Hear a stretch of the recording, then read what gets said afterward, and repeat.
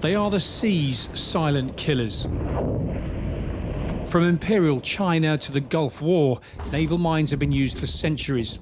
Russia is believed to have laid more than 500 of them in the Black Sea, part of Vladimir Putin's effort to blockade Ukrainian ports.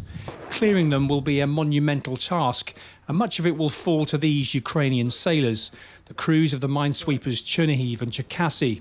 They're here in Glasgow to take part in Sea Breeze 24, a 2-week exercise to help them prepare for a post-war era in the Black Sea. The Black Sea now is one of the most dangerous seas in the world ocean, because the amount of mines that Russia has used in our waters has made it absolutely impossible to use for civilian and military shipment and training as well. Chernihiv and Cherkasy were originally Royal Navy ships, the Sandown-class minehunters HMS Shoreham and HMS Grimsby. They were transferred to the Ukrainian Navy last year. This exercise, one of many these sailors are taking part in, as they learn how to operate alongside NATO navies.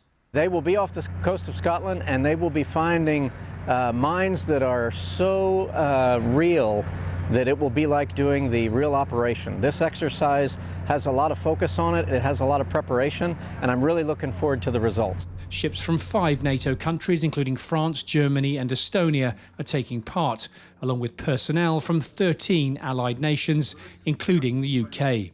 The Black Sea is a vital commercial gateway for Ukraine. Ports like Odessa ship up to 5 million tons of grain a month to 42 countries worldwide.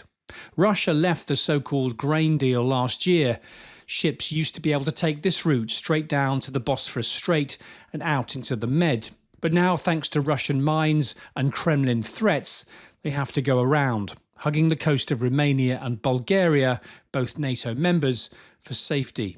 The Ukrainians too, though, laid mines at the start of the war, when they feared the Russians would launch an amphibious landing. Several commercial ships have been sunk, with other mines washing up or even exploding along the coastlines of Romania, Bulgaria and even Turkey. Very dangerous. I know it's also taxing on the Black Sea nations, as their forces are constantly responding to civilian calls, say 911 or 999 calls for floating objects that are seen, sometimes that are mines and oftentimes are not mines, but they still have to respond in the interest of public safety. These former Sandown-class minehunters have glass-reinforced plastic hulls, reducing their magnetic signature and extending their lifespan. On board is a decompression chamber for the ship's mine clearance divers and a sonar that can identify an object the size of a football from a kilometre away.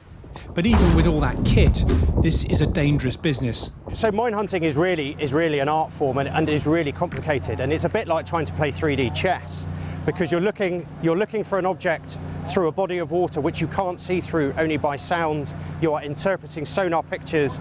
Once you have an idea that you may have a mine, you then have to use your autonomous and your uncrewed system skills in order to go down and investigate that contact to determine whether it is a threat. Once you've determined whether it is a threat, you then have to figure out the best way to dispose of that mine, and that may be with an uncrewed system, or you may have to put divers in the water.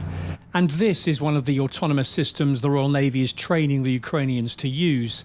Seafox is a remotely operated submersible that goes down, identifies, and then, if needs be, blows up underwater mines. It was a challenge for us because we never have been this equipment in Ukrainian Navy. The Royal Navy helped us to understand which capabilities have this equipment. We have training in HMS Collingwood about 2 months. For now, these Ukrainian minehunters can't actually reach the Black Sea. The Montreux Convention, signed in 1936, means Turkey can block access through the Bosphorus Strait to any warship during time of war. Only the Ukrainians and the Russians really know how many mines are actually in the Black Sea. But these sailors hope one day to return and, as a future member of NATO, begin the job of demining its dangerous waters. Simon Newton, Forces News, Glasgow. Thanks for watching. For more from Forces News, like and subscribe to our channel.